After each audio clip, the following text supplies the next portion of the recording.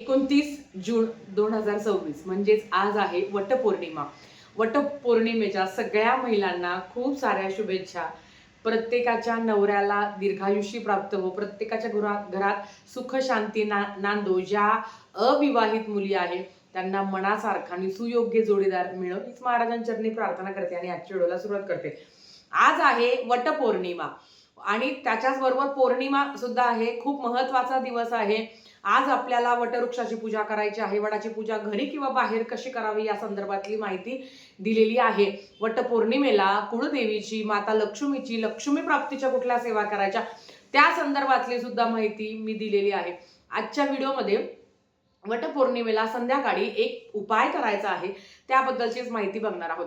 काही करायचं नाही. संध्याकाळी तुम्ही सत्यनारायण करण्याच्या आधी करा किंवा नंतर करा. संध्याकाळी तुम्ही कधी पण हा उपाय करू शकता. थोडंसं लेट केलं तरी हरकत नाही. तुम्हाला काय करायचं आहे, घरात भीमसेनी कापूर प्रत्येकाच्या असतोच. तो भीमसेनी कापूर तुम्हाला घ्यायचा आहे. 2 भीमसेनी कापूरचे तुकडे घ्या, त्याच्याबरोबर 2 लवंग घ्या आणि पिवळी मोहरी घ्या. लक्षात घ्या, 2 भीमसेनी कापूर घ्या, 2 लवंग घ्या आणि पिवळी मोहरी घ्या.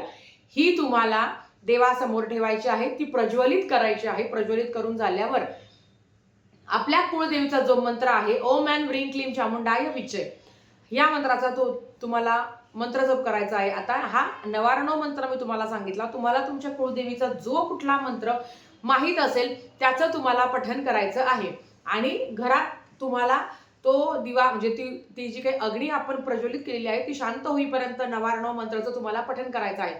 आणि जेव्हा आपण जी काही कापूर आहे तो आपण पेटवतो तर तो डायरेक्ट काडी पेटीने पेटवायचा नाही. घरात जो दिवा लावलेला असतो, आपल्या प्रत्येकाच्या घरात दिवा लावलेला असतो, तेलाचा म्हणा किंवा तुपाचा म्हणा, त्यानेच ती अग्नी पेटवायची आहे. म्हणजेच काय, काडी पेटी घ्यावी, तो जो दिवा लावलेला आहे त्या दिव्याने ती काडी पेटी पेटवावी आणि त्याच काडी पेटीने आपल्याला हे जे काही कापूर आहे हा तुम्हाला पेटवायचा आहे. आज तुम्ही हवनही करू शकता. तुम्हाला जर वेळ असेल तर आज नक्कीच तुम्ही विष्णू याग करू शकता किंवा छोटंसं घरातल्या घरात हवन तुम्ही आजच्या दिवशी करू शकता. हे तुम्ही संध्याकाळी किंवा अगदी थोडंसं 6, 6:30, 7, 7:30, 8 वाजता केला, 8:30 पर्यंत केला हा उपाय तरी चालेल.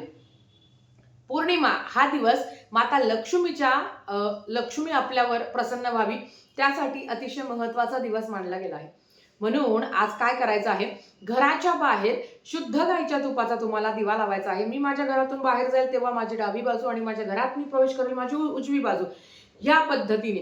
किंवा तुम्ही तुमच्या उंबऱ्यावर तो दिवा ठेवला तरी चालतो. पण काय होतं ना, आपण येतो जातो ना, मग त्या दिव्याला म्हणजे आपल्याला पण काही त्रास नको आणि त्या दिव्याला पण काही हानी नको, म्हणून मी तुम्हाला तो मार्ग सांगितला. काय करायचा आहे, एखादी वाटी घ्या, डिश घ्या, त्याच्यावर तुम्ही शुद्ध गाईचं तूप किंवा घरातलं जे काही तूप असेल तो दिवा तुम्हाला घ्यायचा आहे. म्हणजे दिव्यात ते तूप टाका. फुल वात घ्या किंवा जी सरळ आपली जी अखंड वात आहे ती घेऊ शकता.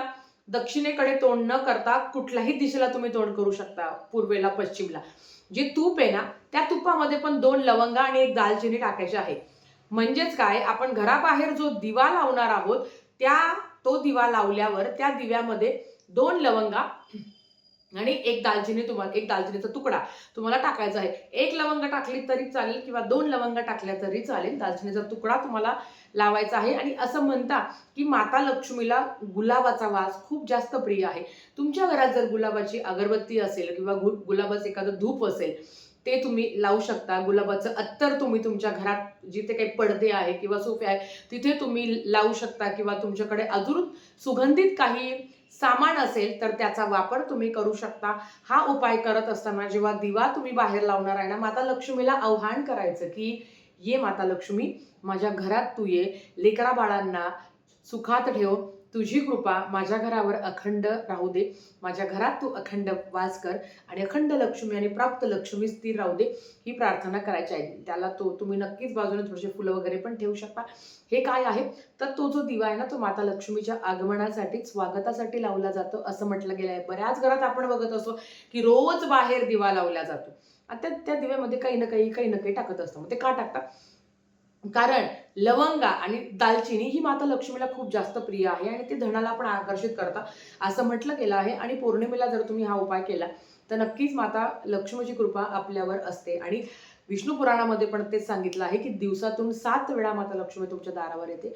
आणि सवासांची वेळ अशी आहे ना की नक्कीच आपल्या प्रत्येकाच्या घरात छोटं मोठं बंगला फ्लॅट असतं आणि प्रत्येकाच्या घरात माता लक्ष्मीचं आगमन होत असतं, तेव्हा नक्कीच टीव्ही किंवा मोबाईल हा शांत ठेवायचा, देवाचे गाणे लावायचे किंवा तुम्ही कनकधारा स्तोत्रमचं तेव्हा पठण करू शकता, महालक्ष्मी अष्टकमचं पठण करू शकता, श्री सूक्तमचं तुम्ही पठण करू शकता, जे तुम्हाला शक्य होईल ते तुम्ही पठण करू शकता आणि आपल्याला या पद्धतीने माता लक्ष्मीचं स्वागत करायचं. आता हे करून तुम्ही खूप श्रीमंत व्हाल, तुम्हाला खूप पैसा मिळणार आहे, मला असं अजिबात म्हणायचं नाही आहे, पण हे करून तुमच्या मनाला समाधान वाटणार आहे, घरातलं वातावरण बघा किती प्रसन्न होणार आहे, कारण भगवान विष्णूंची सेवा ही त्याच पिरियडमध्ये आपल्याकडनं घडणार आहे आणि बाहेर दिवा लावल्यावर ज्या ज्या घरात माता लक्ष्मीची, ज्या ज्या घरात भगवान विष्णूंची सेवा केली जाते त्या त्या घरात माता लक्ष्मी अखंड स्वरूपात वास करते, यात काही शंका नाही. तर आजच्यासाठी फक्त इतकं झालेली सेवा स्वामींच्या चरणी मी रुजू करते आणि आजचा व्हिडिओ इथेच थांबवते. आवडला असेल तर लाईक शेअर सबस्क्राईब करा. भेटूया परत अशाच एका नवीन व्हिडिओसोबत. तोपर्यंत श्री स्वामी समर्थ.